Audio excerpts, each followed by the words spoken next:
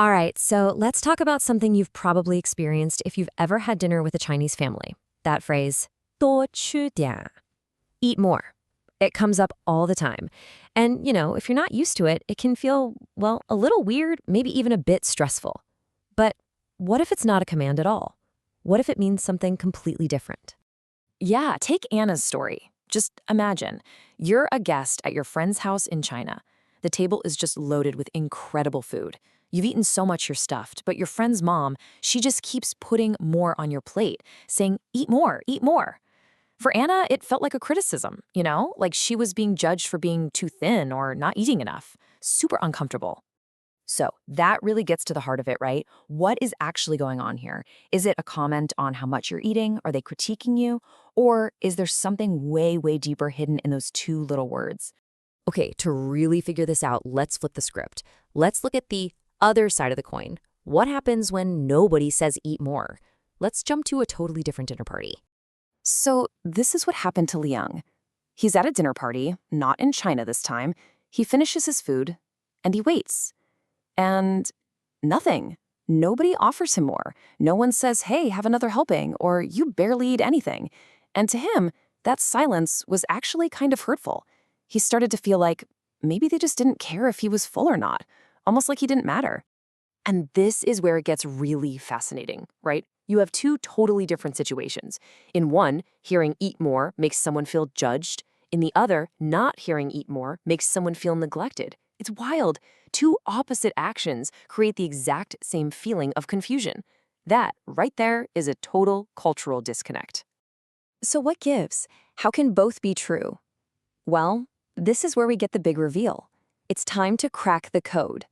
Because the secret isn't in the words themselves. It's in everything behind them. And here it is, the big secret. Eat more is never a criticism. It has nothing to do with how much you weigh or how much you've eaten. It is, plain and simple, an expression of love. It's a physical, actionable way of saying, I care about you, I want you to be healthy and happy. You see, for many people, especially from older generations in China, love is shown through actions, not always words. Saying I love you out loud can feel a little too direct, a little awkward even. So instead, that love gets demonstrated. It's shown by cooking your favorite meal, by putting the best pieces of food on your plate, and, you guessed it, by gently encouraging you to have just one more bite. So why food? I mean, of all things, why is food the primary way to show this deep affection? Well, to understand that, we've got to look back. The roots of this go way, way deep into history and culture. It really boils down to three big things. First, you've got history. For long periods of time, food was scarce, so being able to give someone a full meal, that was the ultimate sign of care. It meant prosperity, and it meant you wanted them to thrive. Second, there's family. Meals are everything. They're the center of family life, a time for tuanyuan, reunion. It's how bonds are strengthened. And finally, it's about expression. Like we said, when the words I love you are hard to say, food speaks volumes. Now, think back to Anna. Once her friend explained all this to her, she had this amazing aha moment. Suddenly, it all made sense. The constant piling of food on her plate, it wasn't pressure. It was pure affection. That entire meal, she realized, wasn't a test. It was a love letter. All right, so now that you know how to read the love letter, let's get you a little toolkit. What other phrases should you listen for?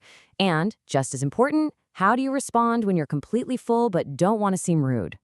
Okay, so obviously there's 多吃点儿, but you'll also hear things like 你吃得太少了, which basically means you've eaten way too little, or 再来一碗吧, come on, have another bowl.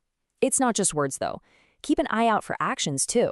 Maybe someone uses their own chopsticks to put the best piece of fish right in your bowl, or they're refilling your plate before you even know it's empty, or they ladle you some hot soup telling you to warm up. All of those little gestures, they're saying the exact same thing. We care about you, let us take care of you.